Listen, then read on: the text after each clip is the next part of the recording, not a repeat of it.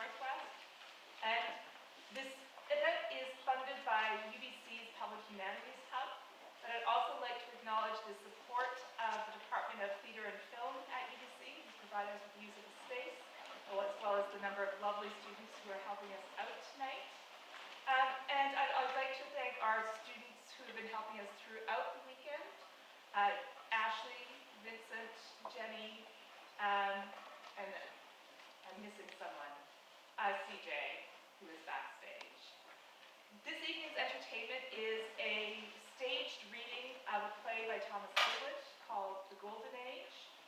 Thomas Heywood was an incredibly prolific playwright, writing at the same time as Shakespeare. He's slightly younger, maybe 5 to 10 years.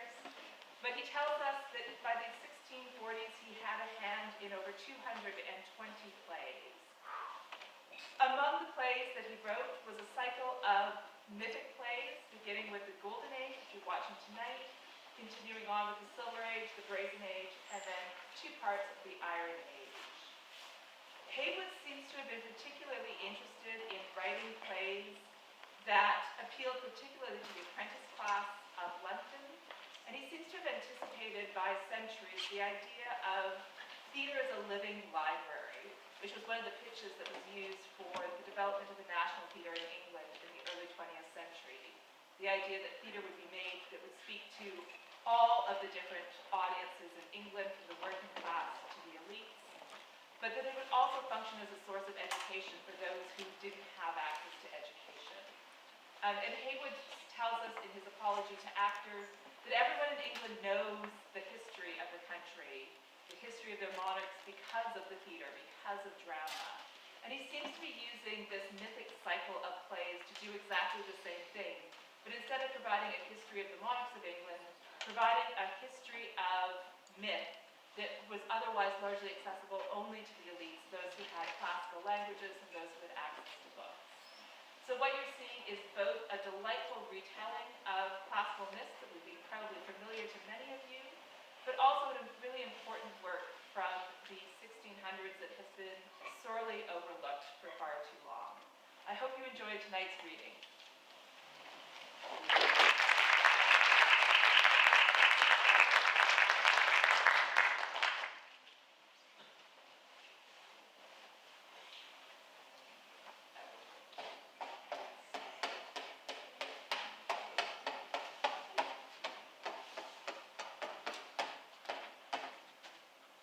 The gods of Greece, whose deities I raised out of the earth, gave them divinity, the attributes of sacrifice and prayer, have given old Homer leave to view the world and make his own presentment. I am he that by my pen gave heaven to Jupiter, made Neptune's trident calm the curled waves, gave Aeolus lordship o'er the warring winds, created black-haired Pluto, king of ghosts, and regent o'er the kingdoms fixed below. What hath not Homer done to make his name live to eternity? I was the man that flourished in the world's first infancy. When it was young and knew not how to speak, I taught it speech and understanding both even in the cradle. Oh, then suffer me, you that are in this world's decrepit age, when it is near his universal grave, to sing an old song, and in this iron age show you the state of the first golden world. I was the muse's patron, learning spring, and you shall once more hear blind Homer sing. The old Uranus, son of the air and day, is dead, and left behind him 2 brave sons, Titan and Saturn. Titan is the eldest, and should succeed by true right of birth. But Saturn hath the hearts of all the people, the kingdom's high applause, his mother's love. The least of these are steps unto a crown. But how will Titan bear him in these troubles, being so by nature proud and insolent, to see the younger seated in his throne, and he to whom the true right appertains by birth, the law of nations quite cast off? That either power or or steel must arbitrate. Causes best friended have the best event. Here Saturn comes.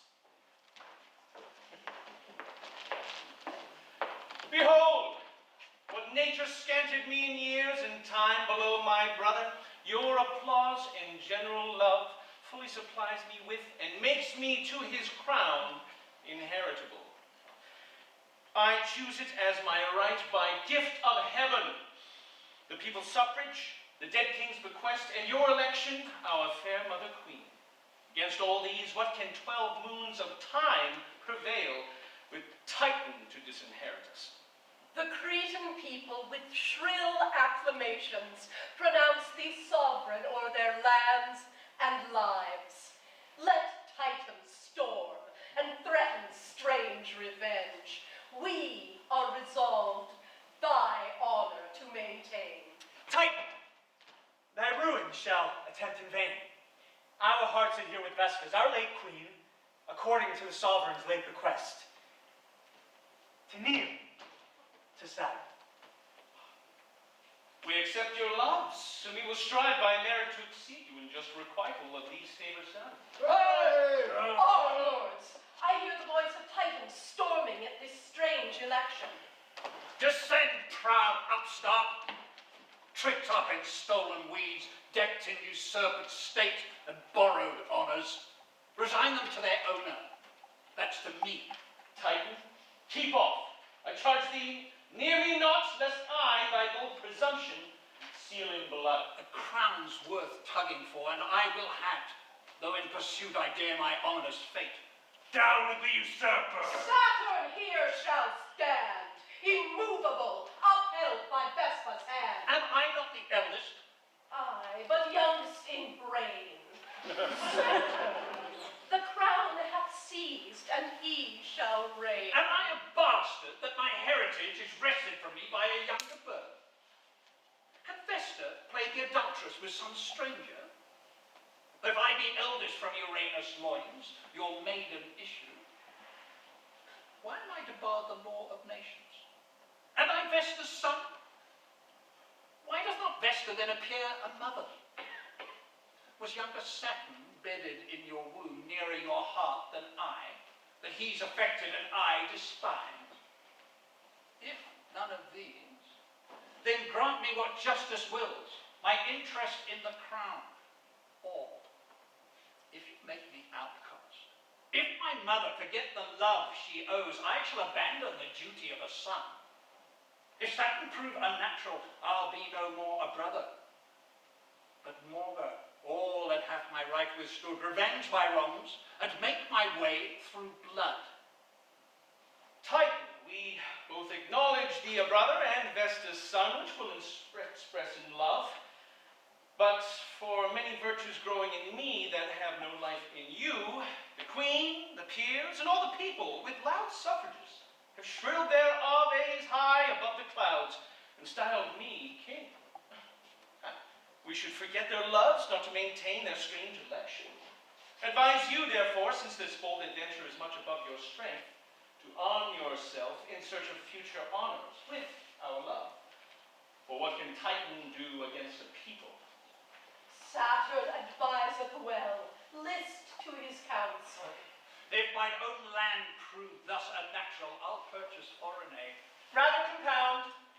Let Titan make demand of anything. Saving our crown, he shall enjoy freely.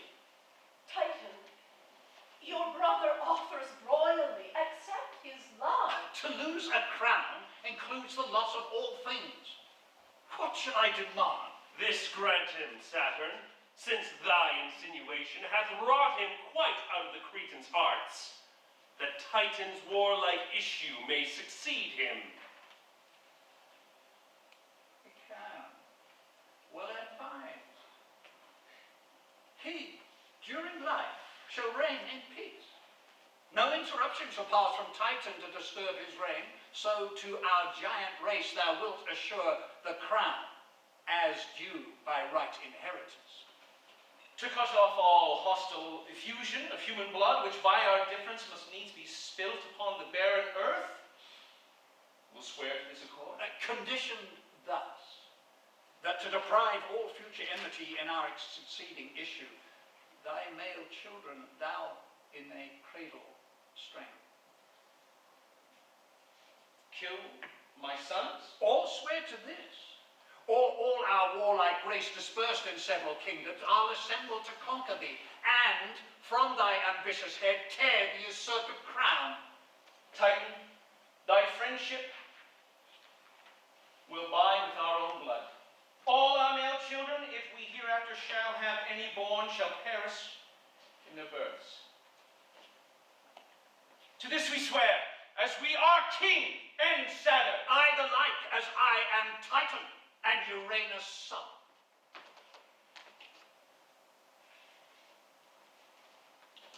This league confirmed, all my allies I'll gather, search foreign climes in which I'll plant my king, scorning a seat here where I am despised, to live a subject to a younger birth, nor bow to that owned by due.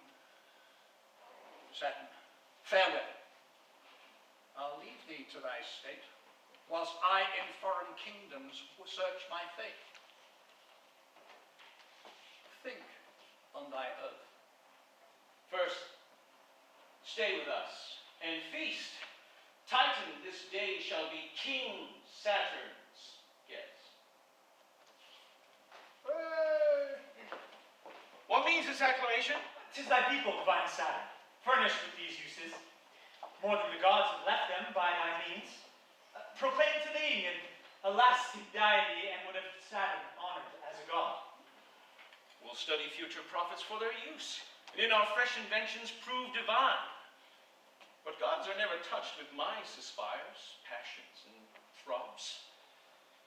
Their godlike issues thrive, whilst I, unmanlike, must destroy my babes.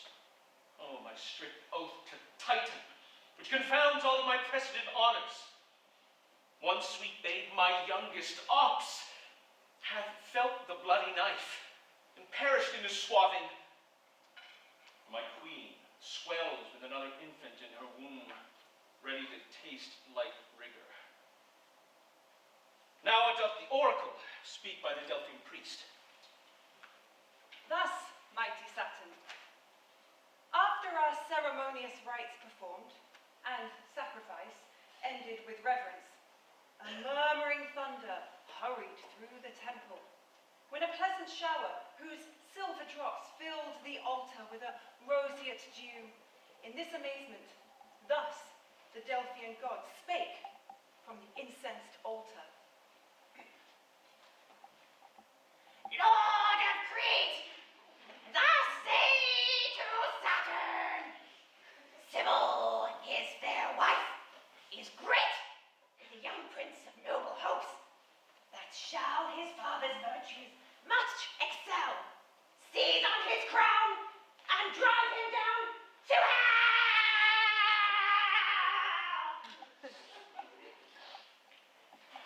Gods, if there be any above ourself, envy our greatness, and of one that seeks to bear himself above man makes me more wretched than the most slavish brute.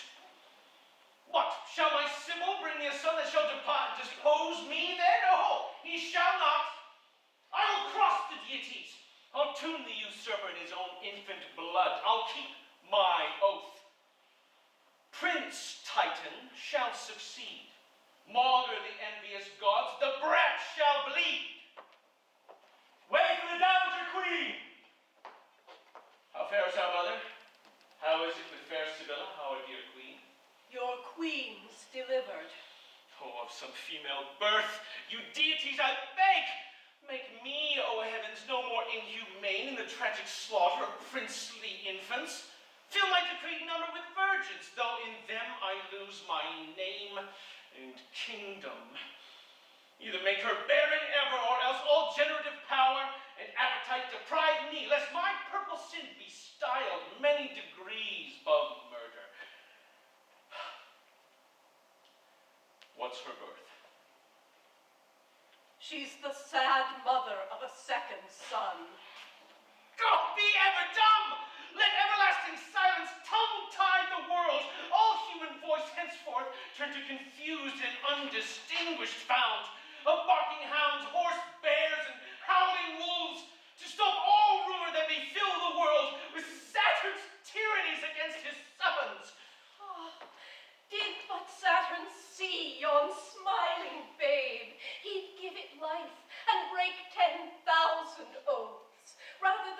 suffer the sweet infant die. His very look would beg a quick reprieve, even of the tyrant Titan. Saw the uncle, with what a graceful look the infant smiles. He'd give it life, although he purchased it with the loss of a great kingdom. Then spare the lad. I did offend too much to kill the first. Tell Sybil he shall live. I'll be no more so monstrous in my rigor, nor with the blood of princes buy my crown.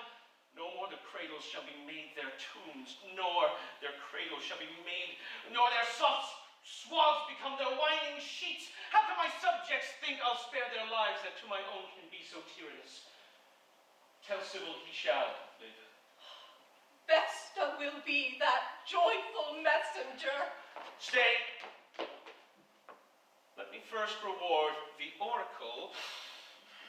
It told me Sybil should produce a son that should his father's virtues must excel, seize on my crown, and drive me down to hell. Must then I give an infant traitor life? Oh, to sting me in the heart? The brat shall bleed. Sweet son. Dear sovereign, if the next that he replies,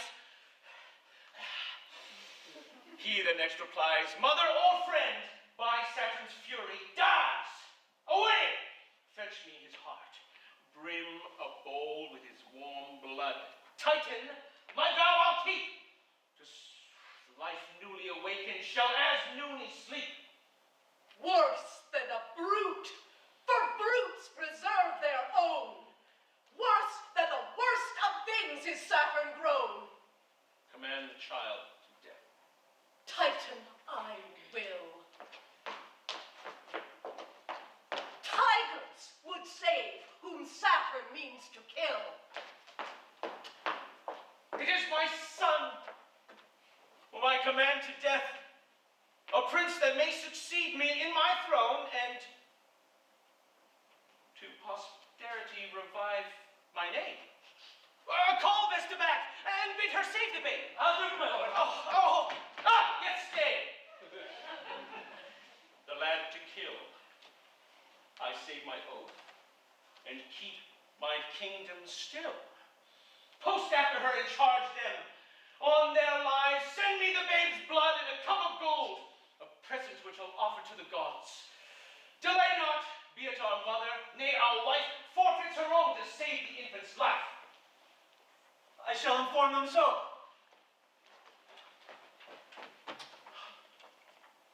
Is this a deity? To be more wretched than the worst on earth? To be deprived that comfort of my issue, when even the basest of my land enjoy? All henceforth, for my rigor, hate myself, pleasures despise, joys abandon quite. The purest blood that runs within my veins, I'll dull with thick and troubled melancholy. I'll war with comfort, be at odds with solace, and league with nothing but distemperature. Henceforth my unkept locks shall not in curls, razor nor any edge shall kiss my cheek, until my chin appear a wilderness.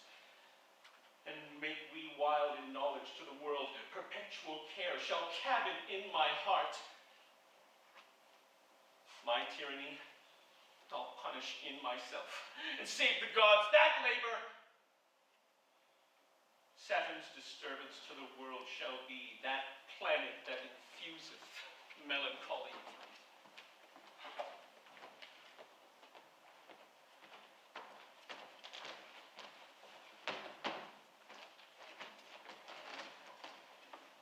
Is not our mother Vesta yet returned, that made herself the unwilling messenger to bring the king news of his newborn son? Madam, not yet. Mother of all that ever mothers were, most wretched, kiss thy sweet babe ere he die, that hath life only lent to suffer death. Sweet lad, I would thy father saw thee smile. Thy beauty and thy pretty infancy would mollify his heart, were it hewed from flint or carved with iron tools from the Corsic rock. Thou laughest. To think thou must be killed in jest.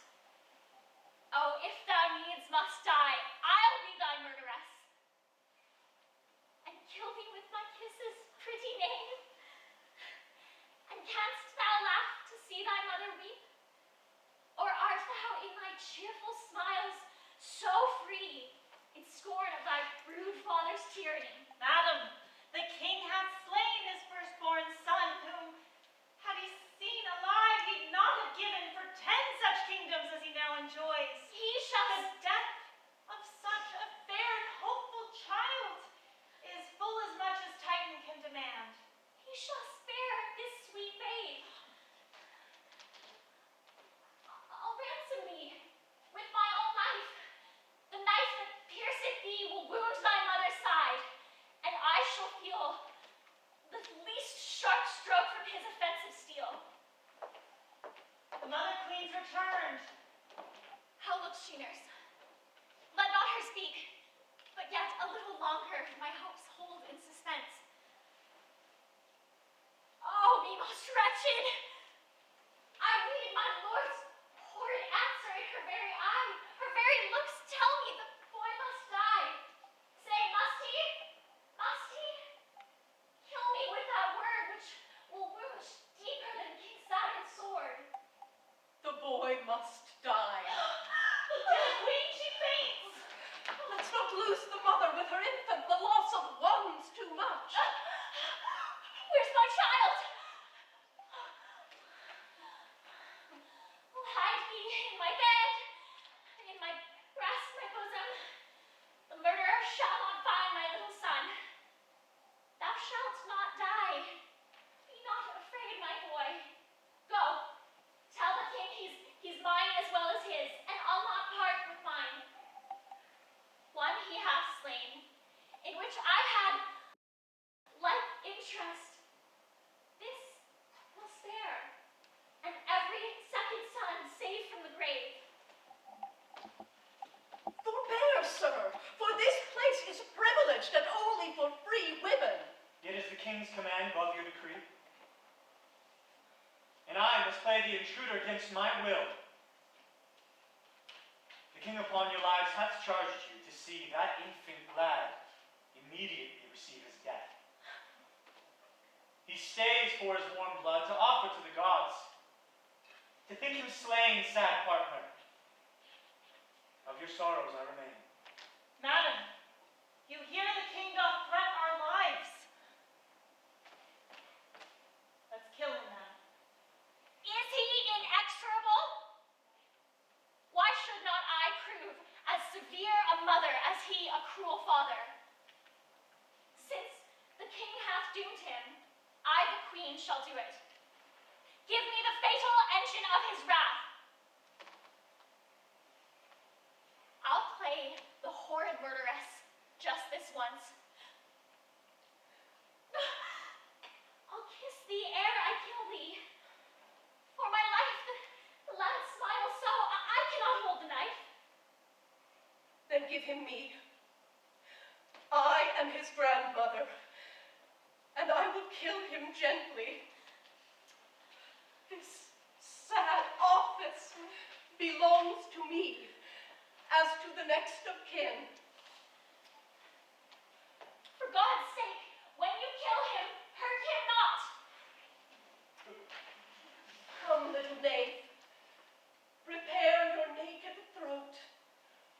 I have not heart to give thee many wounds. My kindness is to take thy life at once. Now!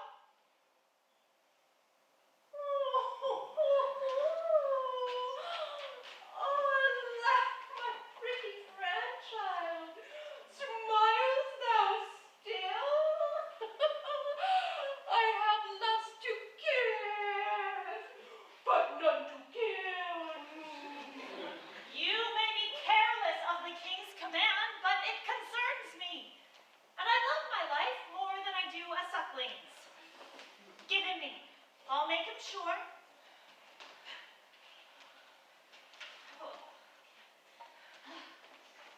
A sharp weapon lend. I'll quickly bring the youngster to his end.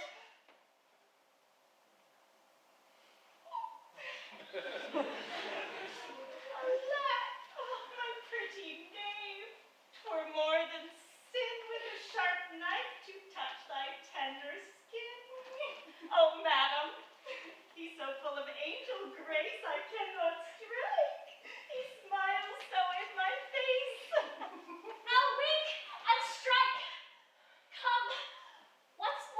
him hither.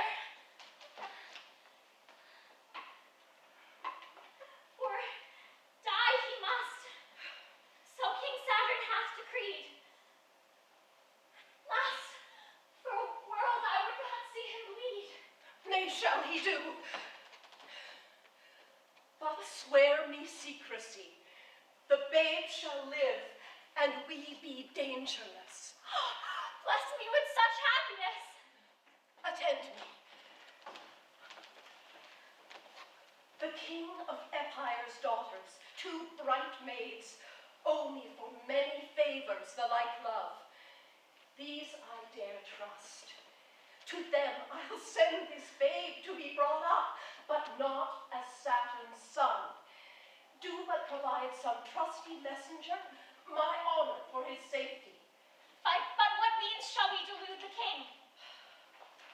A young kid's heart, swimming in reeking blood, will send the king, and with such forged grief and counterfeit sorrow shadow it, that this imposture never shall be found. Oh, twice my mother, you bestow upon me a double joy, thus to save my boy. Give me the child. I'll find a messenger, shall bear him safe to Melisius' court. The blood and heart I'll presently provide, to appease the rage of Saturn. First, let's swear to keep the secret from King Saturn's ear. We will. And if this plot pass undiscovered, by like device we will save all your sons. About our tasks, you some choice friend to find, I with my fainted tears the king to blind.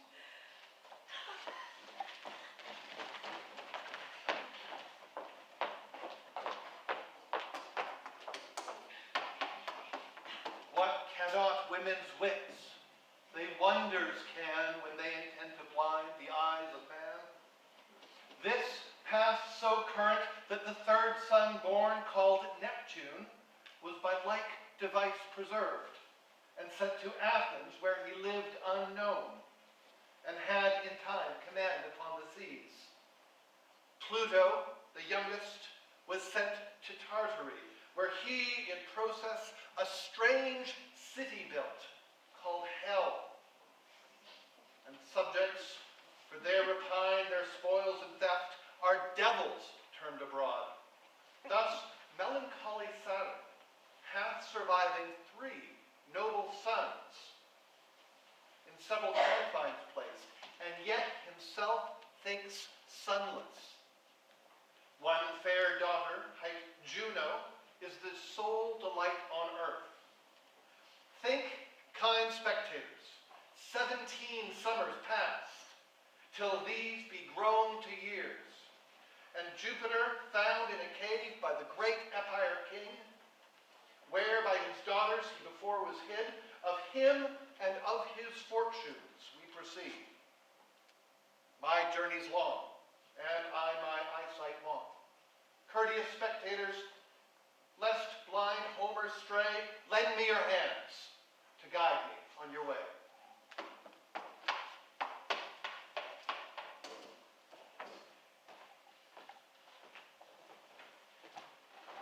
After long war and tedious differences betwixt King Melisius and ourself, what crave the Epire lords? This, King Lycaon, since truce and hostage have taken up these broils, and ended them in peaceful amity, since all the damage by the Epireans done is on our part abundantly made good, we come, the Lycaon, to demand the like of thee and of thy kingdom. And for proof that all our malice is extincted dead, we bring thy hostage back denouncing ours. Receive him, lords! A banquet, instantly! You shall this day, brave Epire, feast with us, and to your board your hostage shall be brought, there to receive him freely. Meantime sit, and taste the royal welcomes of our court. Lycaon's just in keeping these conditions so strictly with a reconciled foe. But, fair prince, tell me, whence you are derived? I never heard King Melisius had a prince of your perfections. It's the land. Startles my blood. Being born I know not where. Yet that I am of gentry at the least. My spirit prompts me, and my noble thoughts give me approved warrant. Being an infant, two beauteous ladies found me in a cave, where, from their voluntary charity, bees fed me with their honey. For that cause, the two bright ladies called me Jupiter. And to their father Melisius brought me, my foster father, who hath trained my youth in feats of arms and military prowess, and as an instance of his dearest love, hath honored me with this late embassy. We are satisfied, princes. Sit round and feast. You are this day Lycaon's welcome's guest. Ah! Oh, this meat distends me. Does Lycaon feed us like animals? Feed us with human flesh? Whence is this portent? Feed, Empyreans, feast. Lycaon feasts you with no common meats. Where's the Empire Lord we left as hostage? Behold him here. He's at the table with you. This is the Empire's head, and these his limbs. Thinks Melisius that Lycaon can, descended of the valiant Titanois, bury his hatred and entomb his spleen without revenge? Blood in these wars was shed, and for that blood your hostage lost his head. Bear wrong that list and those who brook it best. I was not born to sufferance. Thoughts mount high. A king hath wronged me, and a king shall die. Treason! Treason! Down with the tyrant and that hateful crew, and in their murderous breasts your blades imbrue. Oh God! Oh! Lycaon's fled. Make good the palace gates, and to the amazed city bear these limbs, so basely by the tyrant massacred. Happily his subjects, by our words prepared, may shake their bondage off and make this war the happy means to rid a tyrant thence. Bear in your left hands these dismembered limbs, and in your right your swords, with which make way courage, brave empires, and a glorious dead.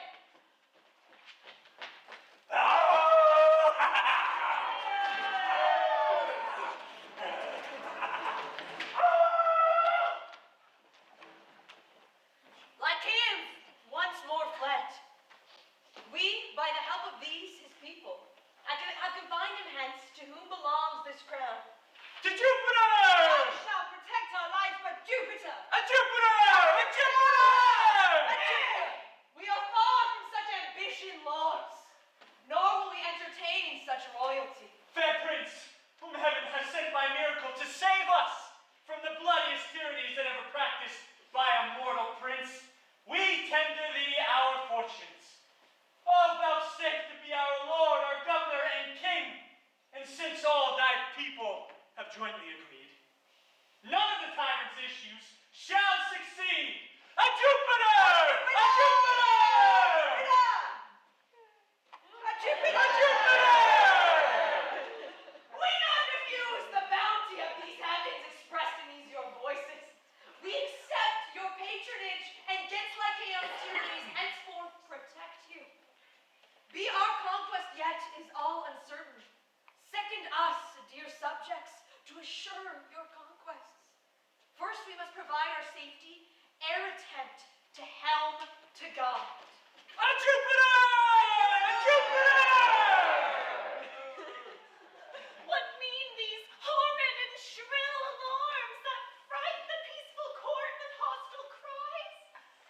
Fear and amazement hurry through each chamber. The frightened ladies light the darkest rooms with their bright beauties. Whence, oh whence, ye gods, are all yon groans, cries, and inhumane sounds of blood and death?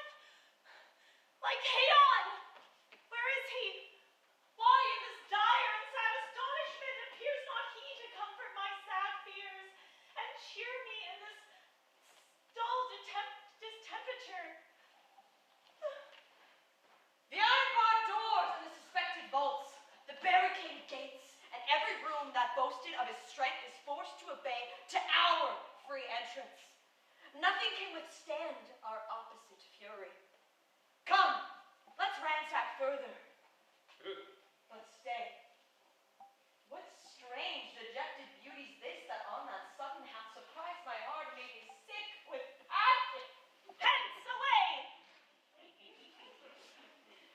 When we command, who dares presume to stay? Right, lady. You affright me with your steel. Oh, these weapons, lady, come to grace your beauty. And these, my arms, shall be your sanctuary from all offensive danger. Cheer your sorrow. Let your bright beauty shoot out of this cloud to search my heart, as it hath dazed my eyes. Are you a queen, enthroned above the elements, made of divine composure, or of earth, which I can scarce believe? I am myself. Uncivil stranger, you are much too rude into my private chamber to intrude. Go, call the king, my father. Oh, are you then Lycaon's daughter? Wonder without end that from a fiend an angel should descend. Oh, love! Till now I never felt thy goat, but now repentant eye hath pierced my heart. Fair can you love? To be alone, I can. Women, fair queen, are nothing without men. You are but ciphers, empty rooms to fill, and till men's figures come uncounted still. Shall I, sweet lady, add unto your grace, and but for number's sake supply that place? You're one too many, and of all the rest that bear man's figure, we can spare you best. What are you, sir? We are Pelagia's king, and these our subjects. All these din of flame belong to King Lycaon. Oh, injurious wrong! Oh, suit your pity with your angel beauty, and live, Pelagia's queen. Give me a funeral garland to lament that best becomes my wretched discontent. The sunshine of my smiles and jocund love shall from your brows bright azure elements disperse all clouds. Behold, my crown is yours. My sword, my conquest, I am myself nothing without your soft, compassionate love. For proof, ask what the heaven, earth, air, or sea can yield to man by power or orison, and it is yours. Sir, I shall prove your love. Pray, use me, lady. You'll grant it me, my lord. Oh, by all my honors, and by all my sweets I hope for in your love's fruition.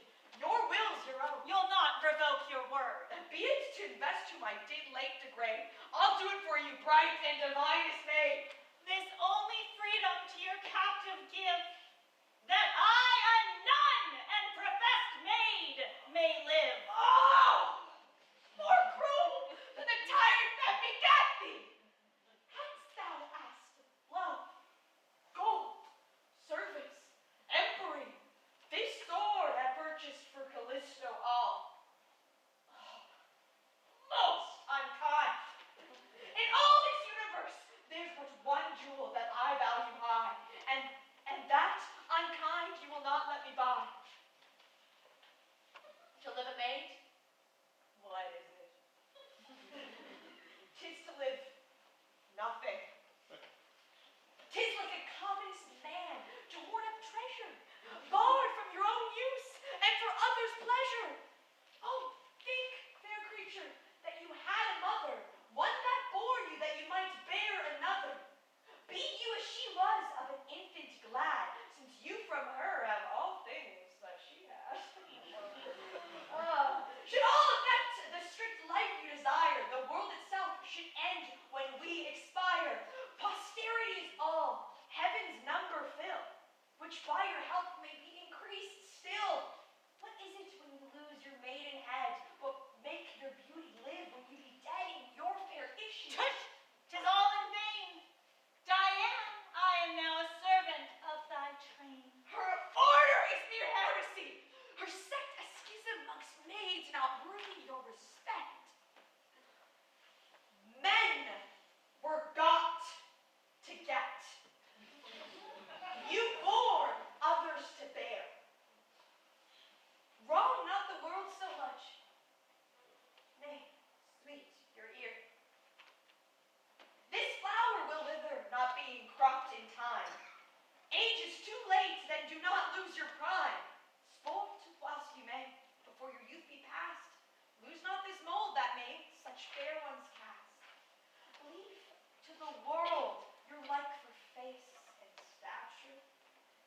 next age may praise your gifts of nature. Callisto, if you still grow thus precise, in your strict vow succeeding, beauty dies. I claim your oath. All love with men, adieu. Diana's cloister I will next pursue.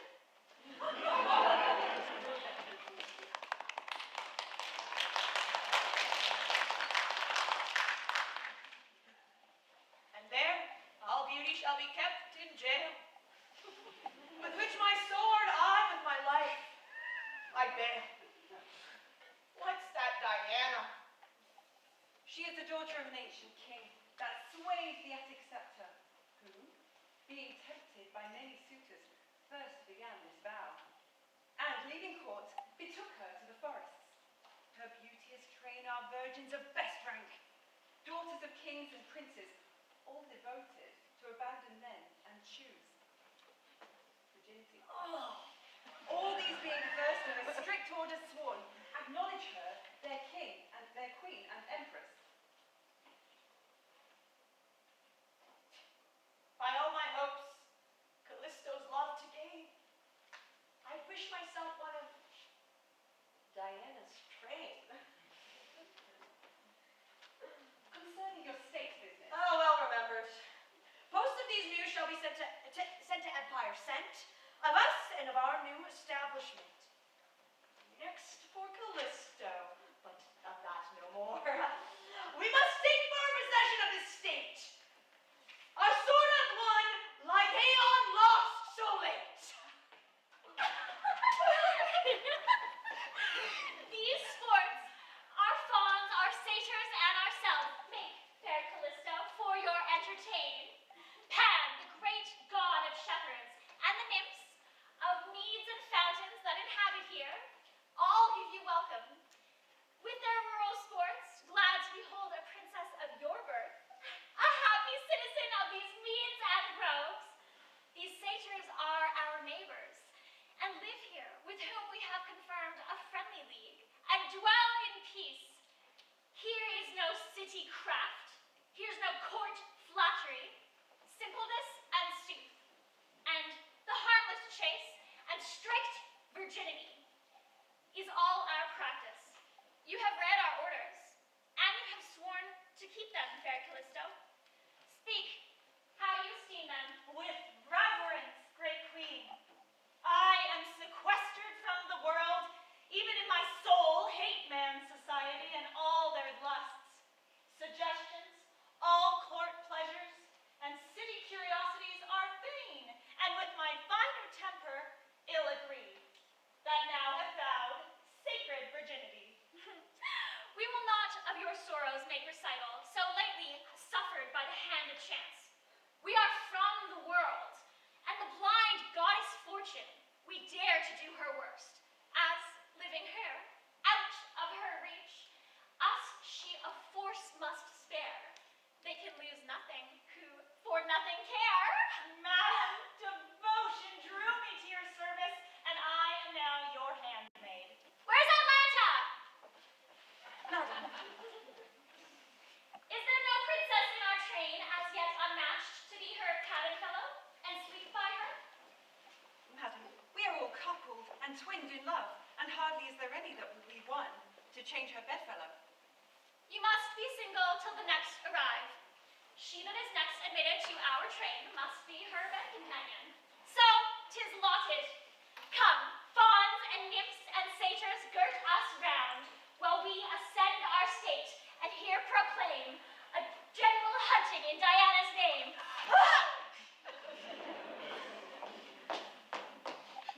There, I stride too wide. That step was too large for one that professeth the straight order. What a pitiful guile! Shall I have to counterfeit this woman, to lisp, forsooth, to simper and set my face like a sweet gentlewoman's made out of gingerbread? Shall I venture or no? My face, I fear not, for my beard being in the nunnage durst never yet look a barber in the face. And for my complexion, I have known as brown lasses as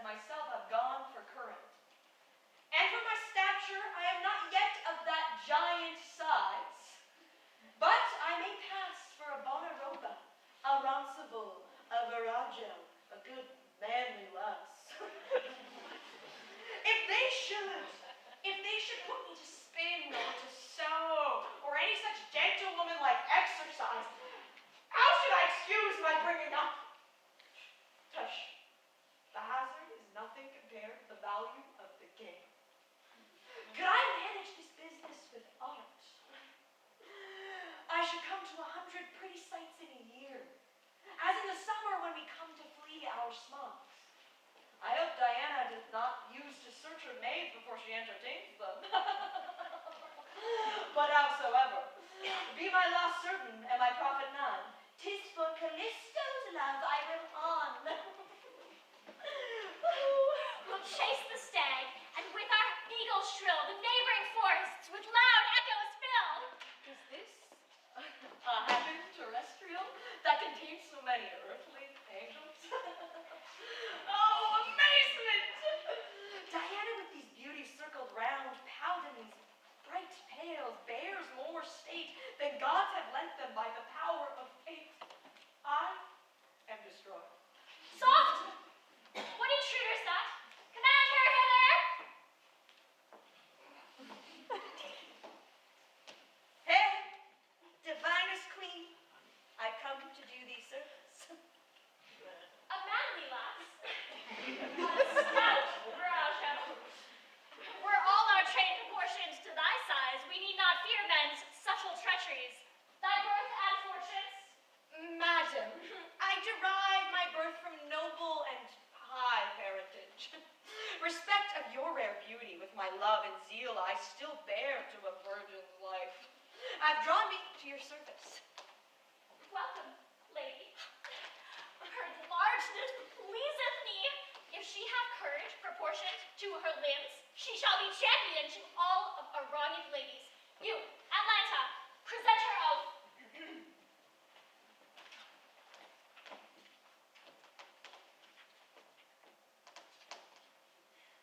Madam, you must be true to bright Diana and her virgin crew. To bright Diana and her train I'll stand. What can you do? More than the best ear can. You shall vow chastity. That's more than I can promise. Well, proceed. You never shall with hated men atone, but lie with women, or else lie alone. Make my oath strong. My protestation deep. For this I vow by all the gods to keep. With ladies you shall sport and play, and in their fellowship spend night and day. I shall. Consort with them at board and bed, and swear no man shall have your maidenhead. Oh, by all the powers, both earthly and divine, if e'er I lose it, a woman shall not mine. Now, you're ours. You're welcome. Kiss our hand. You promise well. We like you and will grace you. And if your election, with our election yours agree, Callisto here, your bedfellow, shall be. Yes!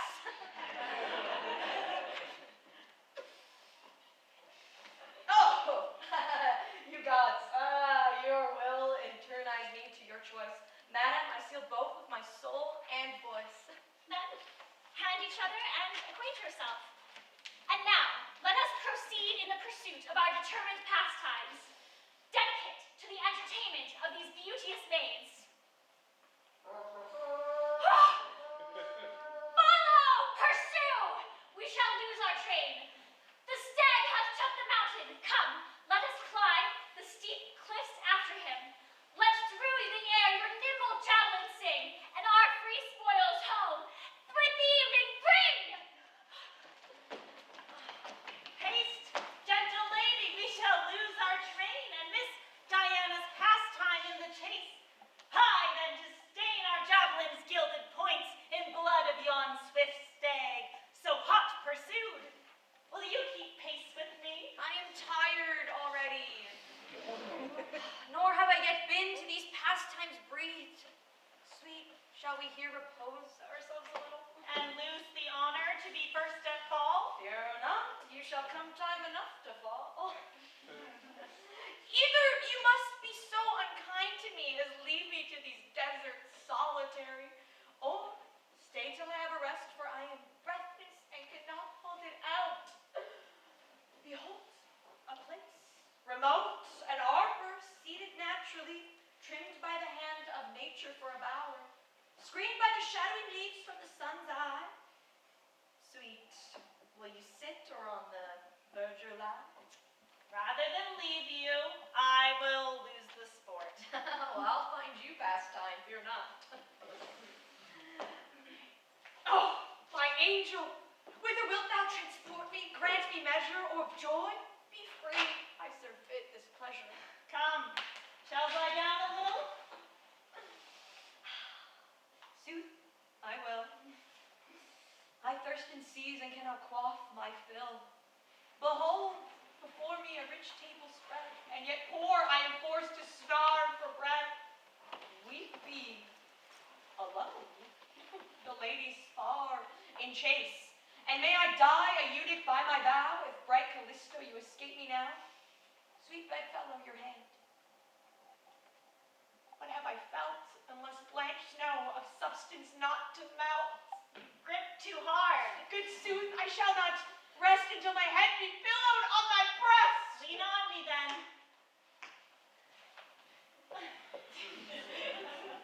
So shall I wrong mine eyes to leave your face to look upon the skies? Oh, how I love thee. Come, let's kiss and play. How?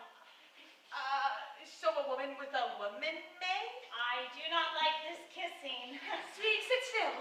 Lend me thy lips that I may taste my fill. You kiss too wantonly. Thy bosom lend, and by thy soft paths let my hand descend. Hey, fine. What mean you? Prithee, let me toy. I would the gods would cheat thee to a boy, or me to a man. A man? How then? My sweet, lie still, for we are far from men. Lie down again. Your foot I oft have praised, your leg.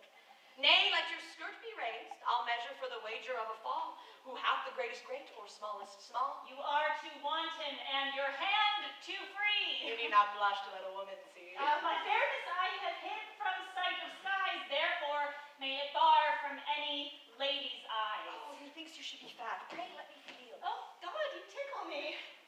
Lend me your hand and freely taste me. No trial will stand. I am not ticklish. Lord, how you woo. We maids may wish much, but can nothing do. I am weary of this twain. Oh, but I in this Elysium could both live and die. I can forbear no longer.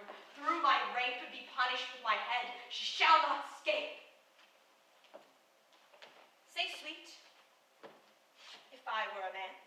Thus I would rise and fill the dales and mountains with my cries. A man, oh heavens, to gain Elysium's bliss, I'd not be said that I a man should kiss. Come, let's go wound the stag. Stay!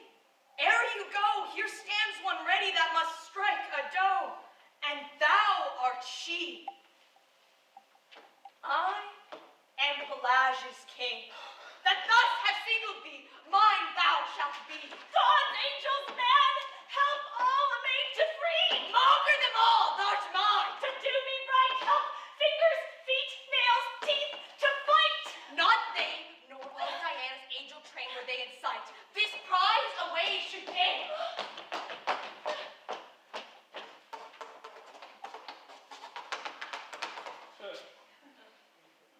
Young Jupiter doth force this beauteous maid, and after would have made her his bright queen. But discontent she in the forest stayed, loath of Diana's virgins to be seen. Oft did he write, oft send, but all in vain. She never will return to court again. 8 moons are filled and waned when she grows great, and young Jove's issue in her womb doth spring. This day Diana doth her nymphs entreat unto a solemn bathing, where they bring deflowered Callisto. Note how she would hide that which time found, and great Diana spied.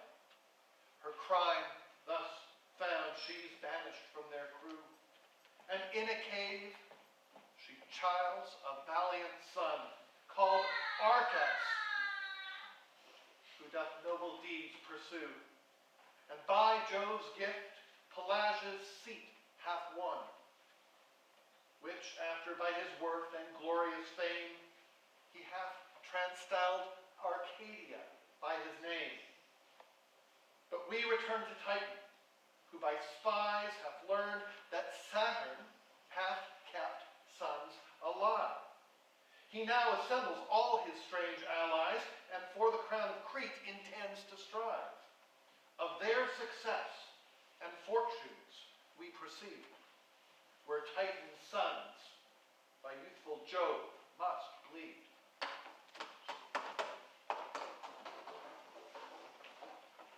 Now are we strong, our giant issue grown, our sons in several kingdoms we have planted, from whence they have derived us brave supplies, from Sicily and from the Aegean Sea, that of our son Aegeon bears the name. We have assembled infinites of men to avenge us on proud Saturn's perjury. What I have said to Titan, I'll make good. 'Tis rumored, Melicius' foster child, he that expulsed me from Pelagia's crown, and in my high tribunal sits enthroned, is Saturn's son, and styled Jupiter. Besides, my daughter by his lust deflowered, on us the poor distressed Titanoids, he hath committed many outrages. All which will punish on King Saturn's head.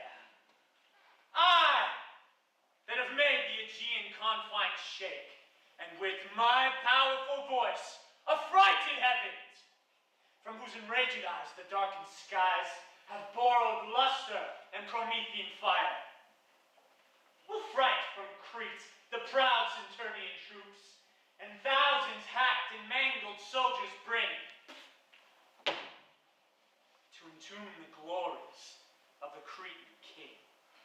Noble Lycaon, lend us your assistance to forage as we march. Plant desolation through all this fertile soil. Be this your cry, revenge on Saturn for his perjury. None speak! Let no harsh voice presume to jar in our distressed care. I am all sad, all horror and affrightment, since the slaughter and tragic murder of our firstborn ops continued in the unnatural massacre of 3 young princes. Not a day hath passed me without distaste. No night but double darkened with terror and confused melancholy. No hour but hath had care and discontent proportioned to his minutes. Not an instant without remorse and anguish. Oh, you crowns! Why are you made and mettled out of cares? I am overgrown with sorrow, circumveiled with multiplicity of temperatures, and Saturn is a king of nothing else but woes, vexations, sorrows, and laments. To add to these the threatenings of red war, as if the murder of my princely babes were not enough to plague an usurpation. But they must have the rage of sword and fire to affright my people. These are miseries able to be comprised in no dimension.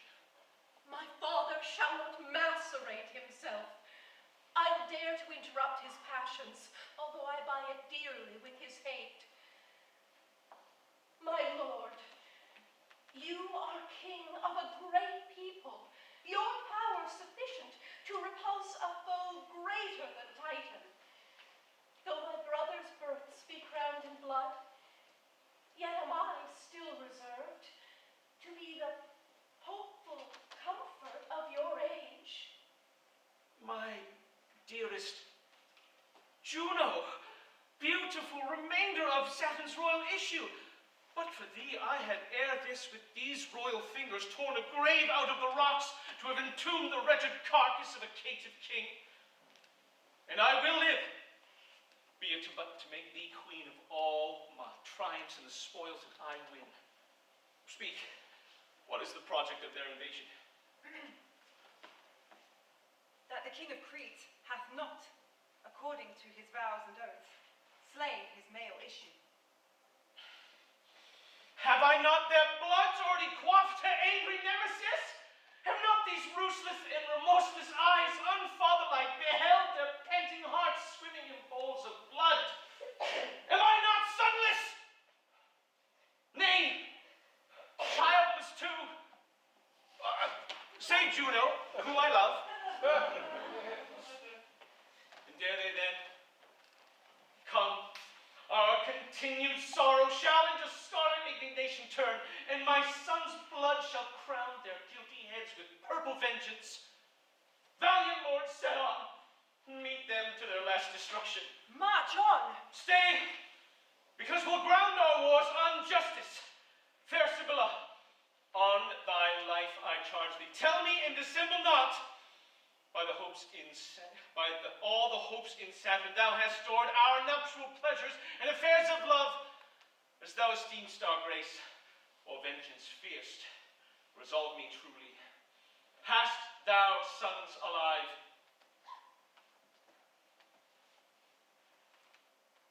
Those tears and that dejection on thy knee, accompanied with dumbness, argue guilt. Arise and speak. Let Saturn know I am a woman, then. And more, I am a mother. Would you have me a monster? To exceed in cruelty the savagest of savages. Bears, tigers, wolves, all feed their young. Would Saturn have his queen more fierce than these? Think you, Sibylla, would dare murder her young, whom cruel beasts would spare? Let me be held a mother and not a murderess. For Saturn, thou hast living 3 brave sons. But where? Rather than to reveal them to you, that their guiltless blood you may spill, here, cease my life, for them thou shalt not kill. Amazement or war, the threatening oracle, all muster strange perplexions about my brain, and rob me of the true ability of my direct conceivements. Doubt and war, Titan's invasion, and my jealousy make me unfit for answer. Royal Saturn, 'twas pity in the queen so to preserve them. Your strictness slew them. They are dead in you, and in the pity of your queen survive. Divine assistance, plunge me from these troubles. Mortality here fails me. I am wrapped in millions of confusions. Great Saturn, thy cities burn. A general massacre threatens thy people. The big Titanoids plow up thy land with the invasive steel. A huge unnumbered army is at hand to set upon thy camp. All my disturbances convert to rage, and make my spleen as high as is their topless fury to encounter. With equal force and vengeance, go, Sibylla, convey my beauteous Juno to the place of our best strength, whilst we contend in arms for this rich Cretan wreath. The battle done, and they confined, will treat of these affairs. Perhaps our love may with this breach dispense, but first to arms, to bear the invaders hence. Saturn gives back and begins to leave the field. Pursue him then unto that place of strength which the proud Cretans hold impregnable. This gigantomachia be eternized for our fright and terror. If they fly, toss rocks and tops of mountains after them to stumble them, or else entomb them quick. Pursue them to their gates and bat their city plant a strong siege. Now, Saturn, all my sufferances shall on thy head fall heavy. We'll not spare old man or babe. The Titans all things dare. The heavens have, for barbarous cruelty, done in the murder of a firstborn ops, poured on our head this vengeance. Where, oh, where shall we find rescue? Patience, Royal Saturn. Bid wolves be mild and tigers pitiful. Command the Libyan lions abstinence. Teach me to to mollify the Corsic rock or make Mount Chimera passable?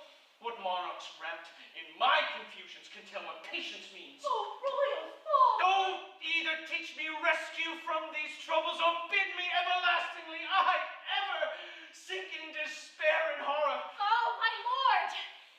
You have from your own loins issue reserved that may redeem all these calamities. Issue? From us?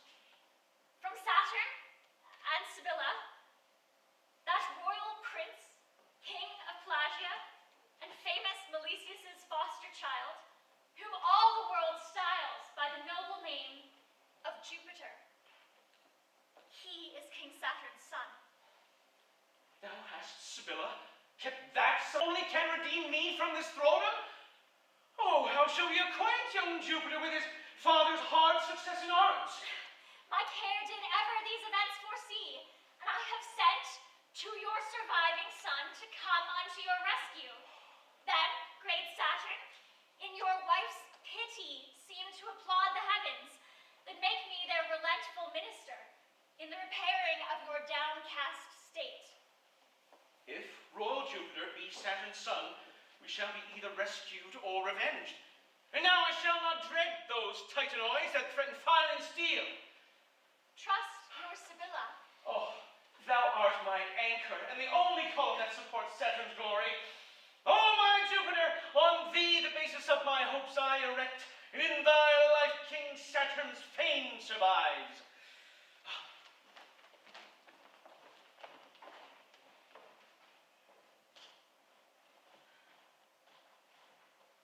Until I know whence my descent hath been, or from what house derived, I am but air, and no essential substance of a man. Help! Help!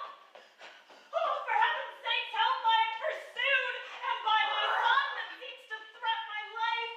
Stay bold, lad. What's he? False Jupiter? Callisto, or I much deceive myself. Oh, thou most false, most treacherous and unkind! Behold, Callisto, by her son pursued. Indeed, thy son, this savage little youth, hath lived amongst tigers, lions, wolves, and bears, and since his birth partakes their cruelties. Arcas, his name. Since I, Diana, left and from her chaste train was divorced, this youth I childed in a cave remote and silent. His nurture was amongst the savages. This day I by misfortune moved his spleen, and he pursued me with revenge and fury. And had I not forsook the shades and forests, and fled for rescue to these walled towns, he had slain me in his fury. Save me then! Let not the son the mother sacrifice before the father's eyes. Arcas, my son. My young son, Arcas! Oh, Jupiter's firstborn. Oh, let me hug thee. Yeah. Oh, and 1,000 times embrace thee in mine arms. Lycaon's grandchild! Callisto's son! Will you, beauteous lady, forsake the force and yet live with us? No! Thou false man, for thy perjurous lust, I have abandoned human subtleties. There, take thy son, and use him like a prince, being son unto a princess. Teach him arts and honored arms. For me, I have abjured all peopled cities and betook myself to solitary deserts. Jove, adieu. Thou proving false, no mortal can be true. Well, since she will needs be gone, be pleased then. Wearied with beasts, I long to live amongst men. Yet stay, Callisto. Why wilt thou outrun thy Jupiter? She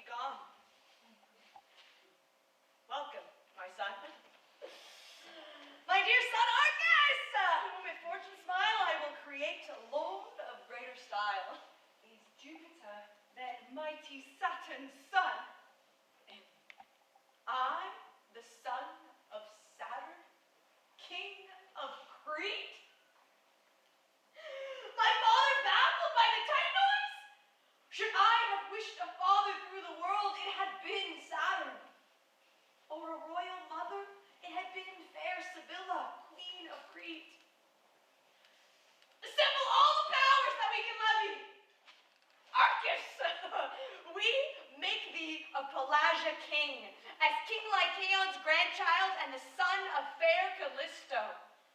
Let that clime henceforth be called Arcadia, and usurp thy name.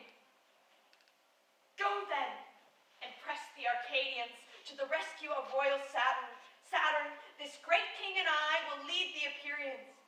Fail me not to meet, to redeem Saturn, or to rescue Crete.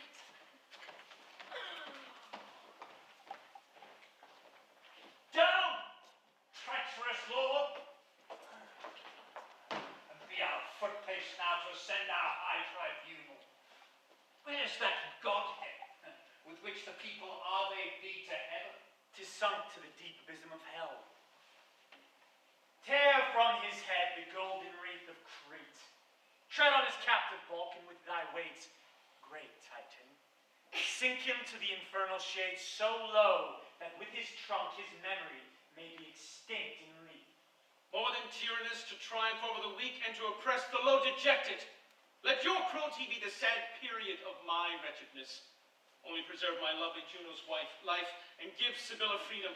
By these gods we neither fear nor value, but contend to equal in our actions. Both shall die.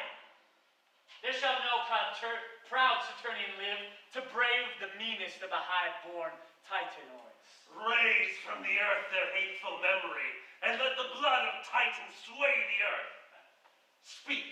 Are the ports and confines strongly armed against all invasions? Who dares damage us?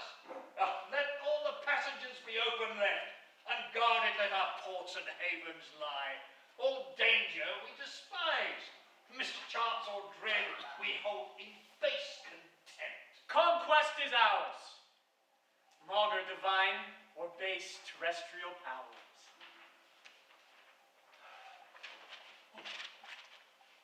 Arm! Royal Titan, a pail of brandished steel hath birthed thy land. From heaven's earth, caverns break infernal fires to make thy villages and hamlets burn. Tempestuous ruin in the shape of war clouds all thy populous kingdom. At my heels confusion dogs me, and the voice of death still thunders in mine ears. Is it possible? Bear Saturn first to prison. We'll after parley them.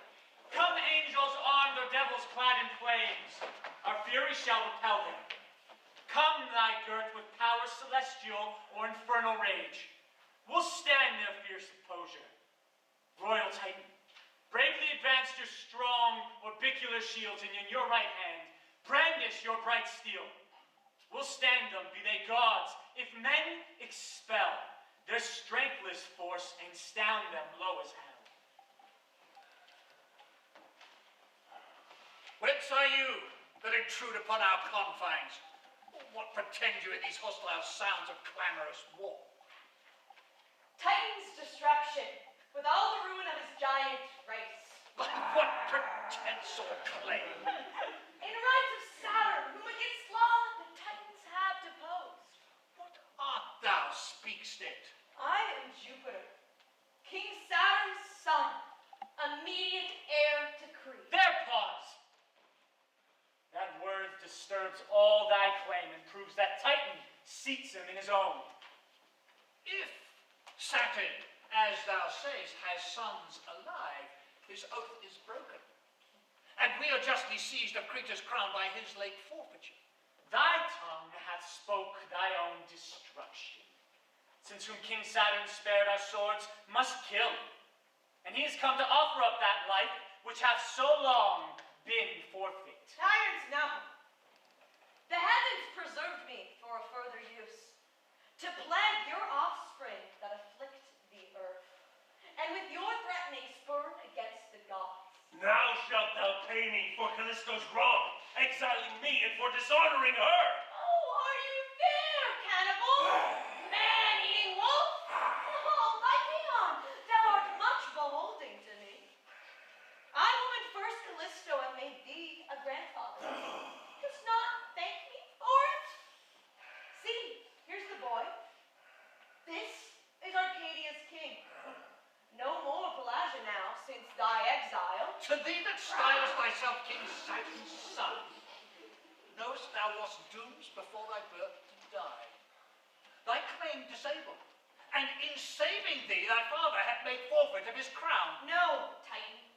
I was born free as my father, nor had he power to take that life away that the gods freely gave me. Tyrant, see, here is that life you by indenture claim. Seize it and take it, but before I fall, death and destruction shall confound you all. Destruction is our vessel, and attends upon the threatening of our stormy brows. We trifle ours. Arm all your fronts with ore, your hearts with fury, and your hands with death. Thunder meet thunder, tempest storms defy. Saturn and all his issue this day die!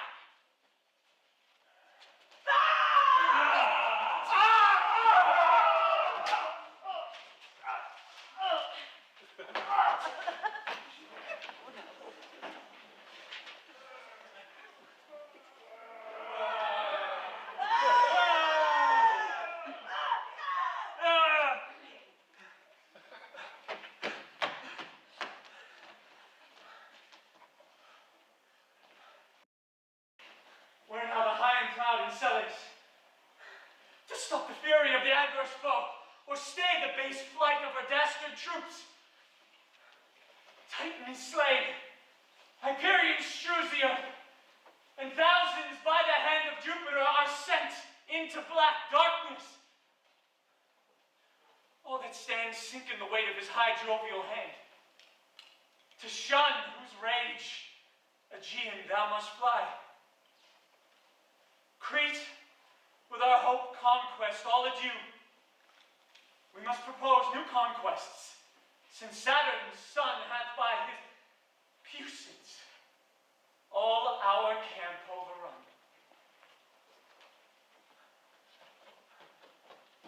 Never was Saturn deified till now, nor found that perfectness the gods enjoy. Heaven can assure no greater happiness than I attain in the sight of Jupiter.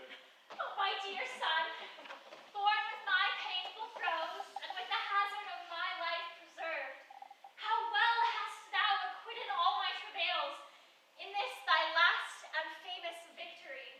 This tells me that yon royal king of Crete my father is, and that renowned queen my mother. All which proves by circumstance that 'tis but duty that be needs achieved. Only yon beauteous lady stands apart, I know not how to style. 'Tis Juno and thy sister. No, my stars, you seek to make immortal Jupiter. Oh, Juno is only happy in the fortunes of her renowned brother. Royal Saturn, if ever I deserved well as a victor, or if my warlike deeds yet bleeding new, and perfect both in eyes and memory may plead for me, oh, if I may obtain as one that merits or entreat of you, as one that owes, being titled now your son, let me espouse fair Juno. And, bright lady, let me exchange the name of sister with you, and style you by a nearer name of wife. Oh, be my spouse, fair Juno. 'Tis a name I prize both, sister, if these grace the same. Oh, what is it thou deny, my Jupiter, huh? She is thy own. Yes, of course, I'll royalize thy nuptials with all the solemn triumphs of 10 years. Then to our palace, pass on in state. Let all rarities shower down from heaven a largesse that these bridals may exceed mortal pomp. March, march, and lead me to contemplate these joys, to devise how we best state this night to Solomon. Oh, Saturn is at length happy by his son, whose matchless and unrivaled dignities are without peer on earth. Oh, joy, joy! Joy? Oh, course if worse than the throes of childbirth or the tortures of black Cimmerian darkness. Saturn now, bethink thee, of the Delphian oracle, his father's virtue first excel, seize Crete, and after drive him down to hell. For the first is past. My virtues are exceeded. The last I will prevent, by force or treason. I'll work his ruin ere he grow too high. His stars have cast it, and the boy shall die. More sons I have, more crowns I cannot win. The gods say he must die, and so 'tis no sin.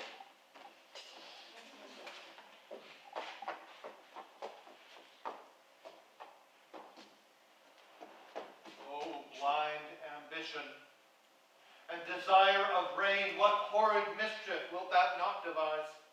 The appetite of rule and thirst of reign besoughts the foolish and corrupts the wise. Behold, a king suspicious of his son pursues his innocent life, and without cause. Oh, blind ambition, what hast thou not done against religion, zeal, and nature's laws? But men are born their own fates to pursue.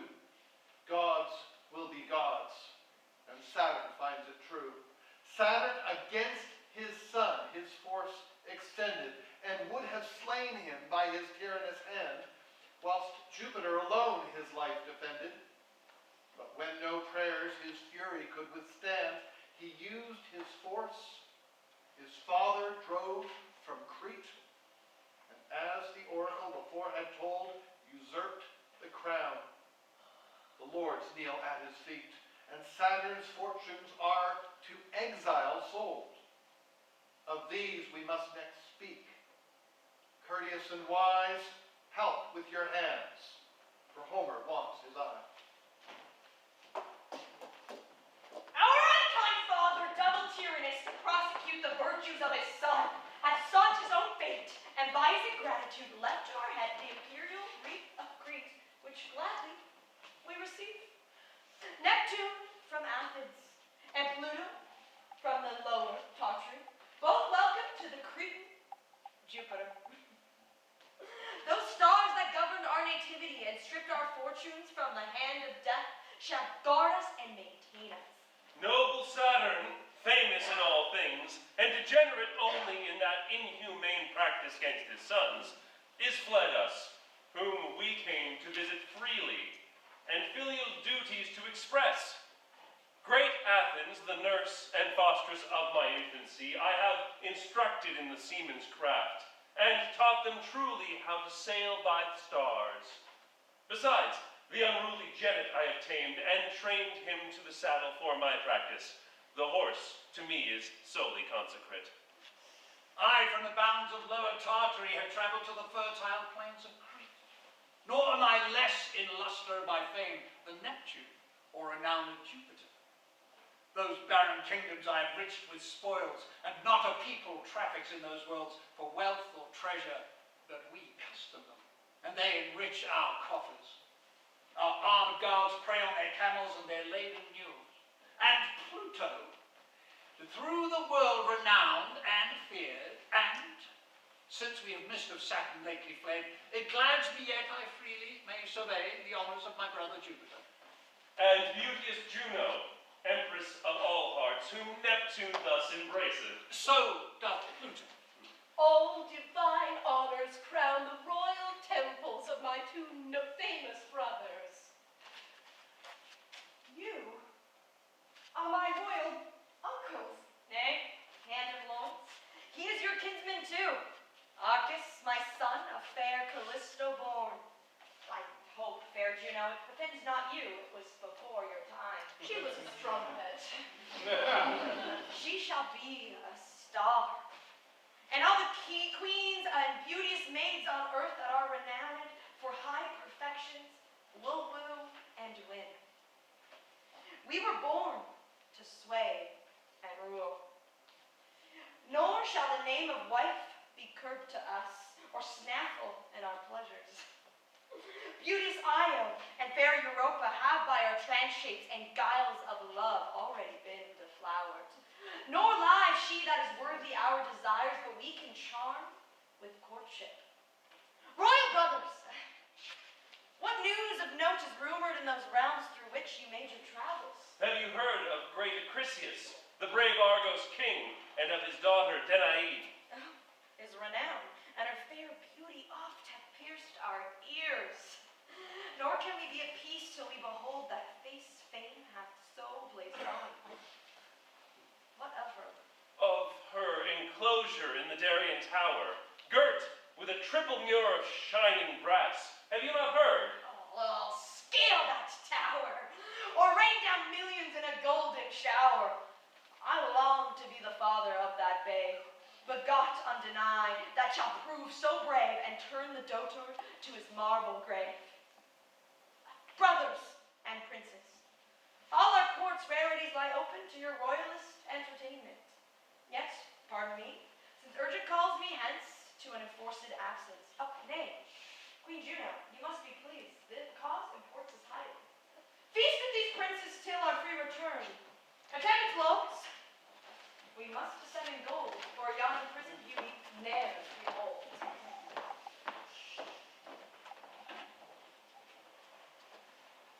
The exiled Saturn, by King Tros is aided, Tros that gave Troy her name, and there reigned king. Crete, by the help of Ganymedes, invaded, even at the time when Jove should succors bring to rescue Danae. And that warlike power must now his native territories guard, which should have brought her from the brazen tower. For to that end his forces were prepared. We grow now towards our port, and wished bay. Gentles, your love, and Homer cannot stray.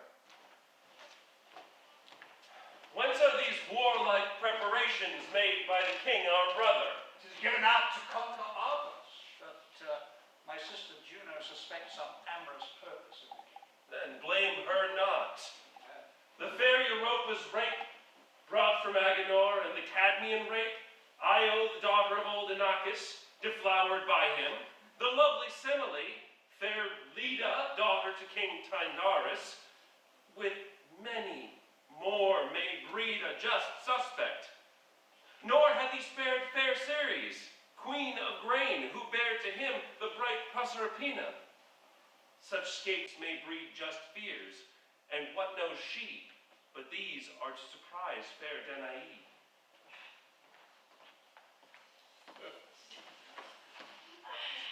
Arm, royal brothers! Crete's too small an isle to comprehend our greatness. We must add Argos and Greece to our dominions, and all the petty kingdoms of the earth shall pay their homage unto Saturn's son. This day we'll take a muster of our forces and forward make for Argos. In never worse time could the tyrant come than now, to break my faith with Danae. Oh, beauteous love! I fear Acrisius' ire with the sever censure chastise thee, and thou wilt deem me faithless and unkind for Procus preach. But what we must.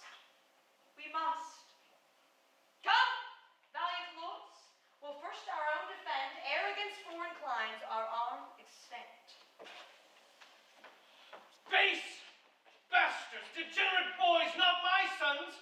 Behold the death we threatened in your cradles, we come to give you now. See here, King Tros, in pity of deposed Saturn's wrongs, is come in person to chastise your pride and be heaven's relentless justicer. Not against Saturn as a father, we, but as a murderer, lift our opposite hands. Nature and heaven give us this privilege to guard our lives against tyrants and invaders. That claim we, as we're men, we could but live, then take not from us what you cannot give. We but save our innocent bodies from the abortive grave. We are his sons. Let Saturn be content to let us keep what heaven and nature lent. Those filial duties you so much forget, we come to teach you. Royal kings, to arms! Give Ganymede the onset of this battle, that being a son who knows how to lecture them and chastise their transgressions. Ganymede, it shall be so. Pour out your spleen and rage on our proud issue, that the thirsty soil of barren Crete quaff their degenerate bloods and surfeit in their sins. All Saturn's hopes and fortunes are engaged upon this day. It is our last and all, be it our endeavor to win for aye, or else to lose it ever.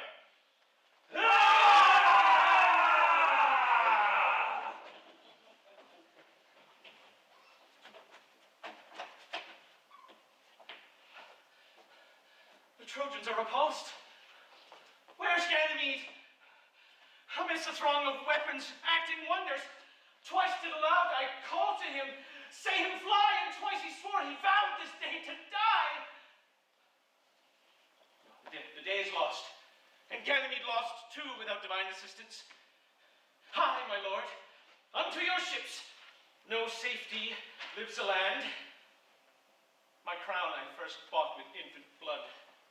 Not long enjoyed, till Titan wrested it, repurchased and relost by Jupiter.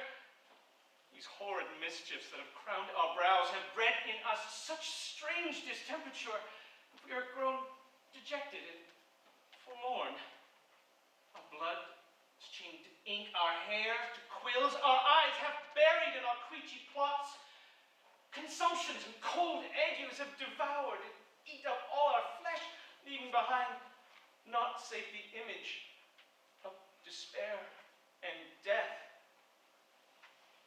And Saturn shall too, after ages be, that star that shall infuse dull melancholy. To Italy I'll fly, and there abide till divine powers my place above provide.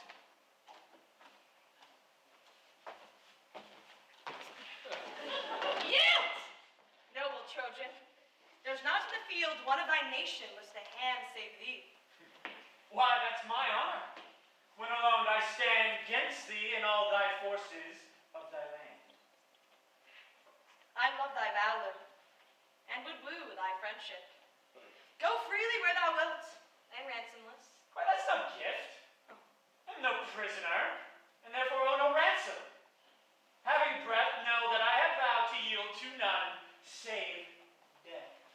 I wish thee nobly, Trojan, and since favor cannot attain thy love, I'll try conclusions and see if I can purchase it with blows. Now speakest thou like the noblest of foes. Stand all apart, and princes girt us round. I love him best whose strokes can loudest sound. I have thee, and I will keep thee. Not as prisoner. A prisoner to thy love, else thou art free, my bosom friend, for so I honor thee. I am conquered, both by arms and courtesy. The day is ours, and Tros and King Saturn's fled, and Jupiter remains sole conqueror. Peace with her golden wings hovers o'er Crete, frighting hence discord and remorseless war. What we have scanted is supplied by fate. Here, then cease arms and now court armor's peace with solemn triumph. And, dear Ganymede, be henceforth called the friend of Jupiter. And if the fates hereafter crown our brows with divine honors, as we hope they shall, we'll style thee by the name of cupbearer. To fill us heavenly nectar, as fair Hebe shall do the like to Juno, our bright queen. Here, end the pride of our mortality, opinion that makes gods must style us higher. The next you see us, we in state must shine, eternize with honors more divine.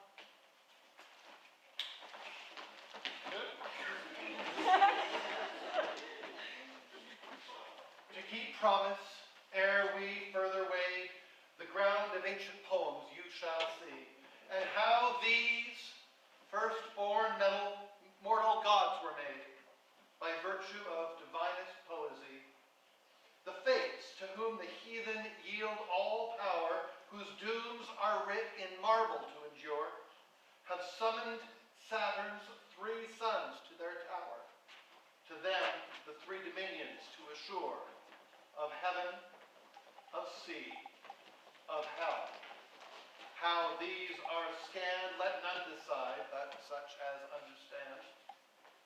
To Jupiter doth high Olympus fall, whose thunder and the trisulk lightning bears, dreaded of all the rest in general, he on a princely eagle mounts the spheres. Neptune is made lord of all the seas, his mace a trident, and his habit blue.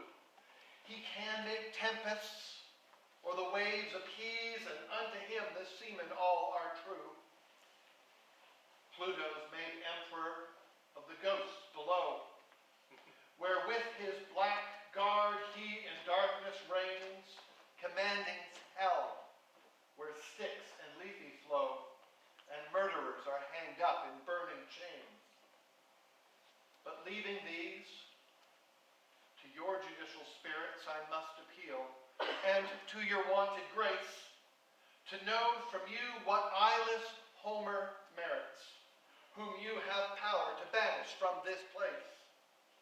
But if you send me hence unchecked with fear, once more upon the stage I'll dare to peer.